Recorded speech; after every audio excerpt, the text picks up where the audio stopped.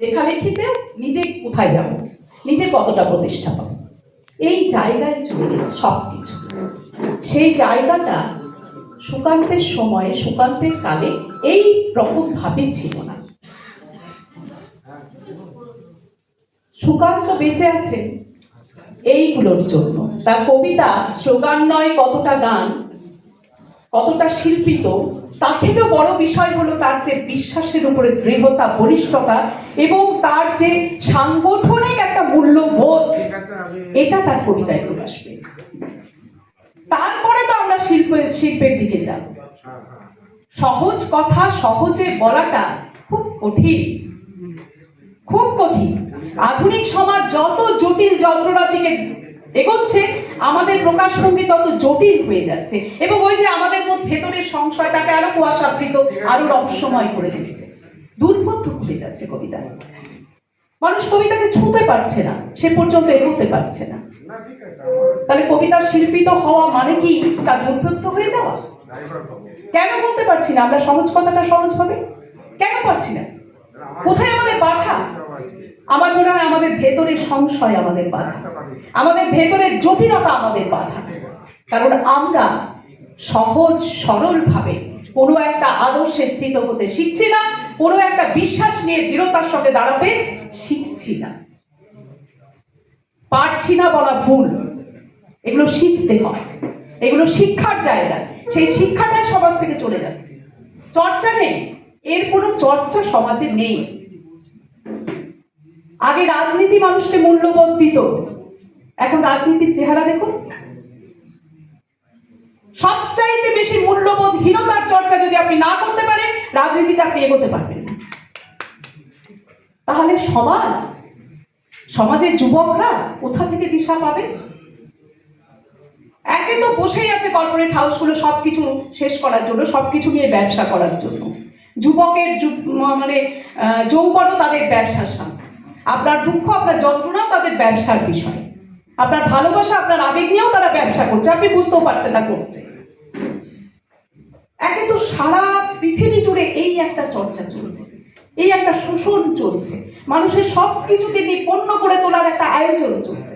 আর তারপরে তার বিরুদ্ধে, তার পাল্টা যেটা হওয়া দরকার ছিল, যে শিক্ষাটা, যে মূল্যবোধের চর্চাটা আমরা আগে পারিবারিক ভাবে করতাম, বিদ্যালয়ে করতাম, সমাজে সাংগঠনিক ভাবে করতাম, সেইগুলোও শেষ হয়ে যাচ্ছে। পরিবারেও আমরা এখন মূল্যবোধের চর্চা করি না। পরিবারেও শেখাই আমরা ছোটবেলা থেকেই যে বাবা করে খেতে হবে, হ্যাঁ, অত বেশি আদর্শ নিয়ে এই নিয়ে সেই নিয়ে চললে চলবে না, মূল্যবোধ তুলে রাখো, ওগুলো পুজো করার জিনিস, ওগুলো বাস্তবে নিয়ে চলার জিনিস নয়। একদম পরিবার থেকে জিনিস শেখায়। বিদ্যালয়ে তো আর শিক্ষা চর্চা বাদ দিন, মনীষীদের জন্ম জয়ন্তী পালন ইত্যাদি ইত্যাদি যা আমরা বিদ্যালয়ে করতাম আজকাল হয় না। আজকাল যে কোনো বিদ্যালয়ে, প্রাইমারি স্কুলের কথা আমি বলতে পারবো না, যেহেতু আমি হাই স্কুলে আছি বলে একটুখানি জানি ব্যাপারটা। 27টা প্রজেক্ট স্কুলে চলে, সেই প্রজেক্টগুলোর ম্যানেজারি করা আমাদের কাজ, শিক্ষক শিক্ষিকাদের কাজ। প্রজেক্টগুলো ঠিকভাবে ইমপ্লিমেন্ট হচ্ছে কিনা এটা আমরা শিখি। তার পড়াশোনা কি হলো, কোন বাচ্চা কতদূর এগুলো, এসব আমাদের দেখতে হয় না, দেখতে না করা, ওসব দেখার দরকার কি আছে? সবাই তো পাস, সবাইকে পাস করিয়ে দেবেন, কোথাও ফেল করানোর আপনার কোনো অধিকার নেই। ফেল যদি করান, দলবল নিয়ে স্কুলে এসে চড়াও হয়ে যাবে সবাই। কেন ফেল করাবেন, পাস করাবেন না কেন? তো বিদ্যালয় শিক্ষা তো এই অবস্থা দাঁড়িয়েছে। সামাজিক সংগঠনগুলো যে শিক্ষা থেকে গুলো থেকে যে শিক্ষাটা পেতাম, সেই সামাজিক সংগঠনগুলোও শেষ হয়ে যাচ্ছে, ক্রমশ শেষ হয়ে যাচ্ছে। মানুষ একা হচ্ছে। আমরা এগুলো ভাবছি না, কিন্তু আমরা ভাবছি না। মোবাইল নামের একটি যন্ত্র আমাদের হাতে হাতে তুলে দেওয়া হয়েছে সবাইকে। যতটুকু প্রয়োজন তার থেকে বেশি আমরা তার সঙ্গে জড়িয়ে আছি এবং ভাবিও না একবারও যে সেখানে আমার মনোযোগকে কত বড় একটা পণ্য করে তোলা হচ্ছে এবং আমি অন্য সমস্ত কাজ থেকে কতটা ডিকনসেন্ট্রেট হচ্ছি, মনোযোগ কোথায় আমার চলে যাচ্ছে, একবারও এগুলো আমরা ভাবছি না। তাহলে পরবর্তী প্রজন্মকে আমরা কোথায় নিয়ে যাব? নবজাতকের কাছে দৃঢ় অঙ্গীকার করার অধিকার আমাদের আছে?